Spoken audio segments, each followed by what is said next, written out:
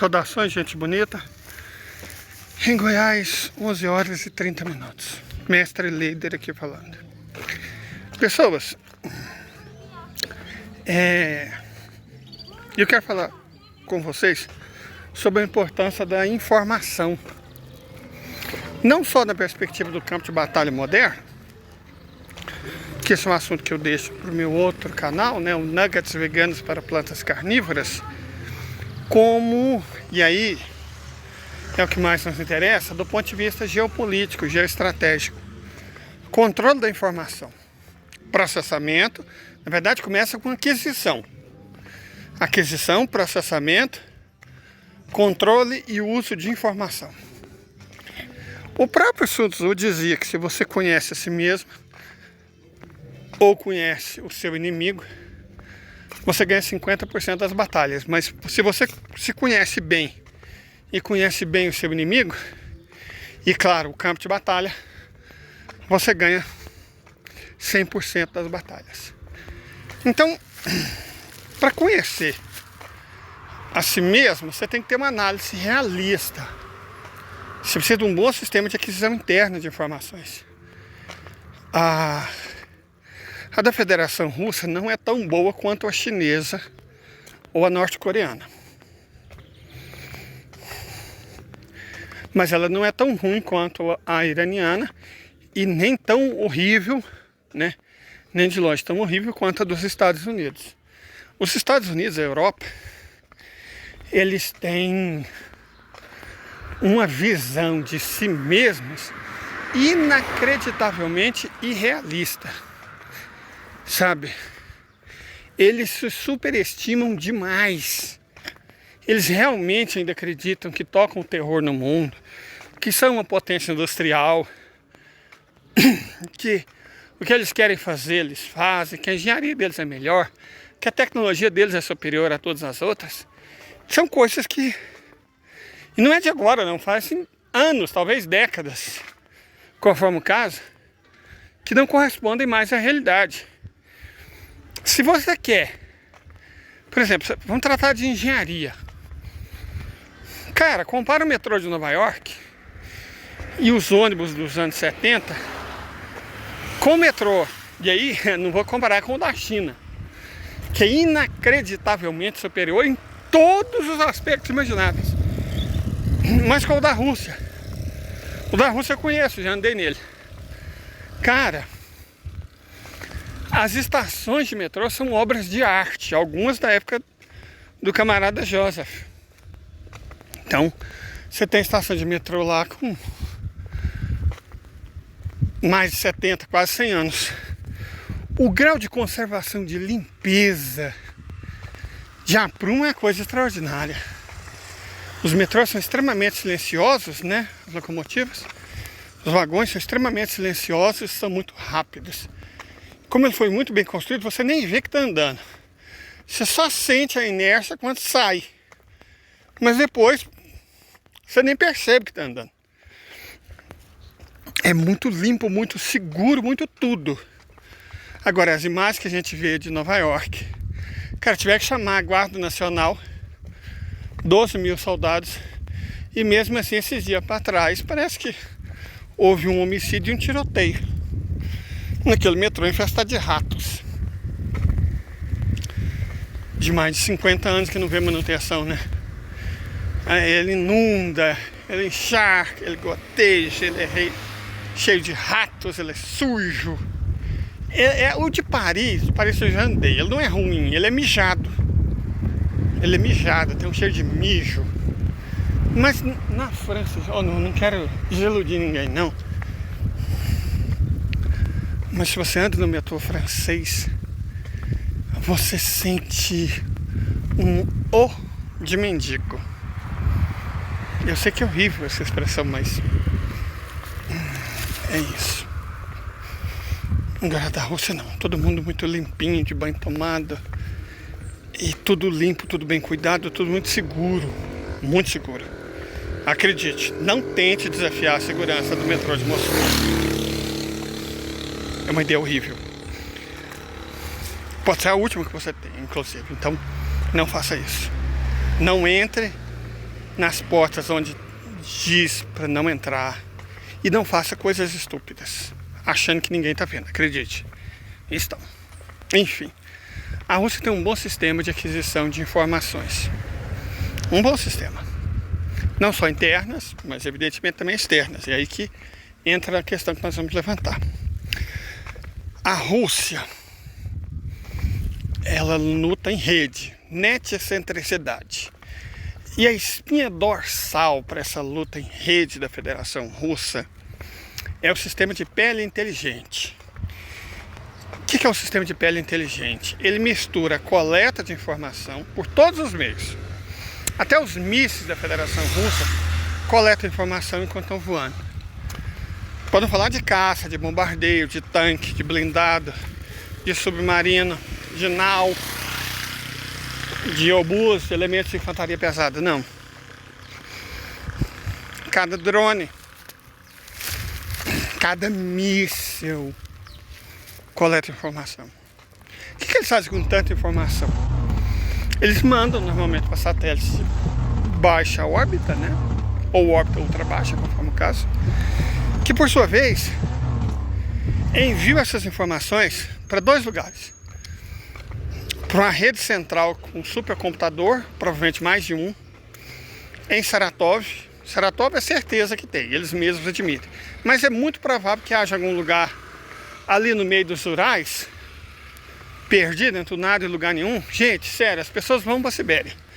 Mas o próprio russo se borra de medo dos Urais. Os Urais são um lugar muito estranho. Eu mesmo nunca fui. Mas morro de vontade de ir. Mas não é seguro não. Nem os russos recomendam, não vá aos Urais. E os russos ainda têm cidades secretas, cidades subterrâneas e tal. Então provavelmente tem alguma coisa ali nos Urais que, com algum supercomputador extra, que recebe essas informações. Certo? Então, e também a rede de satélites, são 3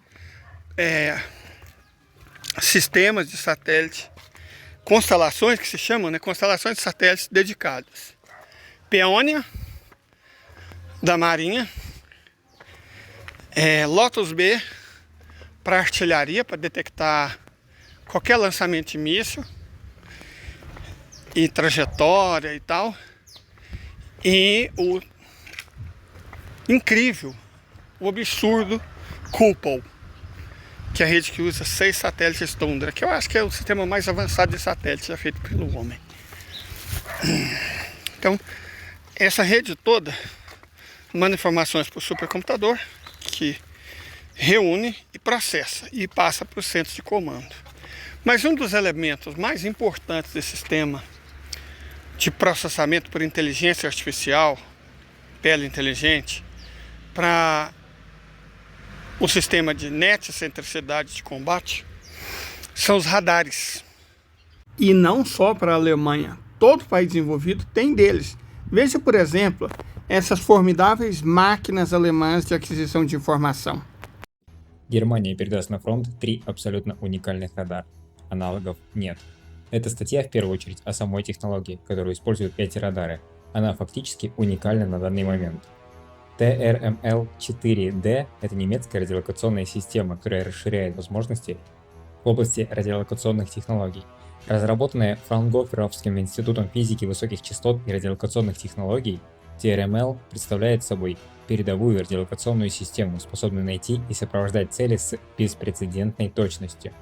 Одной из особенностей является использование 4-мерного радиолокационного изображения. Именно поэтому в названии есть 4D. Это дает более полное представление о цели и позволяет лучше ее идентифицировать. TRML-4D также очень универсален и может использоваться не только в военных целях. Технологию можно использовать для наблюдения за летающими морскими, наземными и даже космическими объектами. Система может обнаружить и опознать все, от малых дронов и до крупных кораблей, отсеивая при этом неинтересные объекты.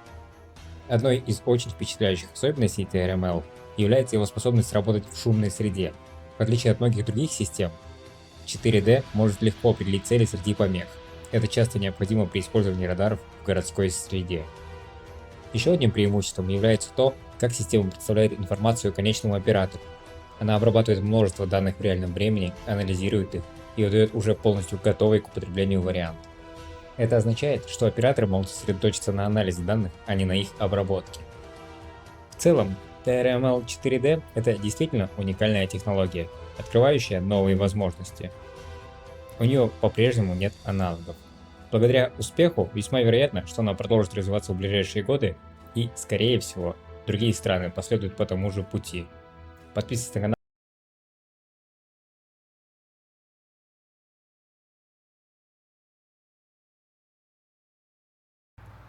Reparem que a preocupação com a aquisição de informações não é exclusivo da federação, evidentemente. Porque se a federação investe muito nisso, é porque ela sabe que é importante. E se é importante, é óbvio, é evidente que outros países farão a mesma coisa. A Alemanha é um país de tecnologia de ponta, como os Estados Unidos são. Eu não sei se o Japão tem armas nesse sentido, porque o Acordo de São Francisco privou o Japão de autonomia. Então fica muito difícil para o Império Japonês desenvolver seu próprio sistema de defesa e próprio sistema de armas e equipamentos associados, enquanto ele viver sob a ocupação americana, porque é disso que se trata, né? O Japão é um país, assim como a Alemanha, sob ocupação americana, só que a Alemanha conseguiu dar uns passos extras, se aproveitando do fato de que é um país do Ocidente, de que eles são brancos e tudo mais. Então, embora eu acredite honestamente que a capacidade tecnológica do Japão seja maior do que a da Alemanha, a Alemanha tem mais liberdade de ação, por isso ela consegue produzir coisas impressionantes. No entanto, essa não é a questão. Essa não é mesmo a questão. O ponto-chave aqui é que, seja com finalidades especificamente militares, seja a geopolítica como um todo, ela exige informação de qualidade. Sabe, saber das coisas é importante para você entender o que está acontecendo. Vale para você que está me ouvindo e vendo, e vale para grandes empresas, vale para governos, vale para exércitos. É muito importante ter uma ideia real do que está acontecendo, porque senão nós não seremos capazes de tomar boas decisões. O que vale para nós, como eu disse, vale para os governos, vale para os estados, vale para as forças armadas de todos os países. Compreende? É por isso que o investimento nesse setor é crucial. E é por isso que países como os Estados Unidos roubam informações dos outros. Bom, agora, questão dos radares. Como eu disse, a luta em rede, a netcentricidade, abastecer o sistema de pele inteligente de informação, porque não são só os satélites, até os mísseis, todos os caças, todos os equipamentos de infantaria mecanizada fornecem informação que é transmitida para satélites de baixa órbita, que passa para esse satélite de órbita muito alta, que transmite para os supercomputadores. E é assim que a Rússia trabalha. A Rússia leva muito a sério, a Federação leva muito a sério informação. Daí eu vou estar mostrando a questão dos radares. Radar é muito importante, assim como o satélite, só que o radar é bem mais barato para o sistema russo de informações, sistema PL inteligente, que é a espinha dorsal da guerra por netcentricidade, né? A maneira como a Rússia combate. Mas, antes da gente passar por radar, consegui comprar feijão tropeiro e o meu franguinho. Eu ainda ganhei uma farofinha de brinde. Como eu moro sozinho, coloco o frango na geladeira, porque dá para comer uma temporada. Ah, meu Deus, olha só. Esse tomatinho aqui é uma delícia. Tá dando bobeira aqui, né? Podia estar matando, podia estar roubando, mas só tô catando esse tomatinho. Eu consegui comprar uns coentro do Pará, não sei se vocês já viram. Cara, a melhor coisa que aconteceu para Catalão foi a vinda de imigrantes do Maranhão para cá. Aqui quase não tem paraense, mas o maranhense veio um punhado. E os maranhenses trouxeram demanda por temperos que a gente, ou eu pelo menos, associo a Belém do Pará. Eu amo, de verdade, coentro do Pará, que é uma delícia, e farinha puba, sabe? Um punhado de coisa que antes não tinha em Catalão. Mas como a cidade recebeu muitos maranhenses, e acho que uns maranhenses que é meio paraense, aí um punhado de coisa que antes só se achava em Belém, agora acha aqui também. Meu coração até fica quentinho. Por isso que eu sou amplamente a favor da migração. Sabe, eu acho que aqui na minha querida cidade, todos têm que ser bem-vindos. Menos as pessoas que têm problemas pulmonares. Essas eu não recomendo muito não, gente. Aqui o povo até pode receber vocês bem, mas o clima vai judiar.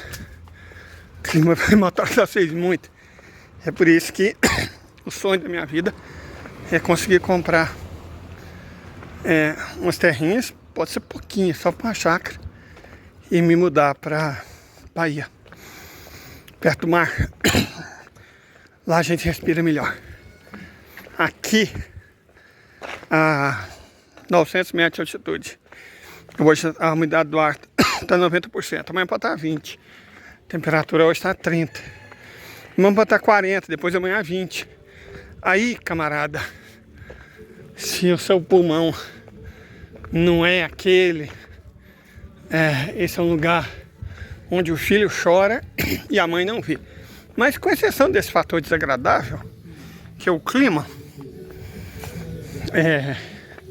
Catalão e assim, mas pelo menos aqui tem um bom sistema médico, né? Bom sistema de saúde.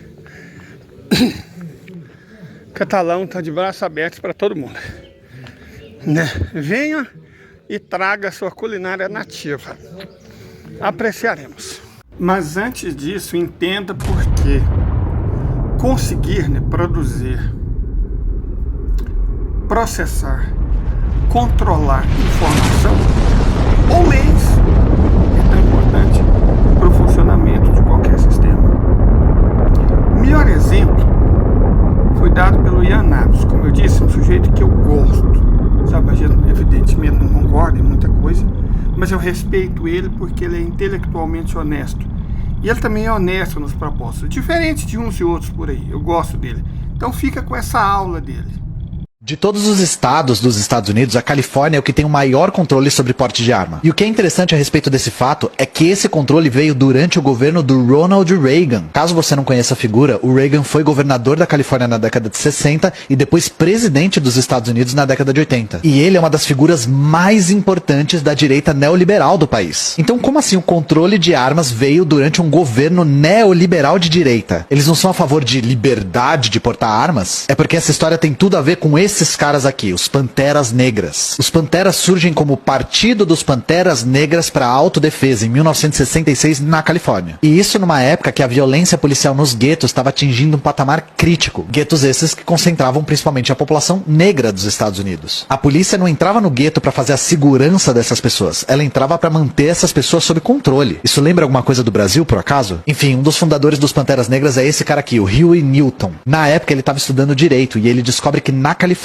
não era ilegal você carregar um rifle, contanto que o rifle não estivesse escondido. O que os Panteras fazem? Eles compram rifles e se armam para fazer a segurança do gueto. Segurança de quem? Da polícia. Eles chamavam isso de cop watching. Muitas vezes a polícia via essa galera com rifle na rua, levava pra delegacia e não podia fazer nada porque não era crime. Só que rapidinho a burguesia da Califórnia começa a ficar alarmada com a situação. E é aí que eles começam a advogar pelo controle de posse de arma nos Estados Unidos. Até a Associação Nacional do Rifle apoia esse controle. É aí que o governador na época, o Reagan, propõe o Mulford Act, que é uma lei que exigia permissão do Estado para posse de arma de fogo. E obviamente essa permissão não seria concedida para nenhum Pantera Negra. No dia que essa lei ia ser votada, os Panteras foram protestar desse jeito. Os jornais da época fizeram um escarcéu em cima do episódio. Era para causar pânico moral de verdade. Essa lei acabou sendo aprovada e foi a primeira grande medida contra os Panteras Negras. E já já eles iam se tornar, segundo o próprio governo dos Estados Unidos, a maior ameaça para a segurança interna. Com esse episódio a gente consegue ilustrar que essa ideia de terra da liberdade não aguenta 5 minutos de trocação com a realidade. Principalmente nos Estados Unidos, liberdade tem classe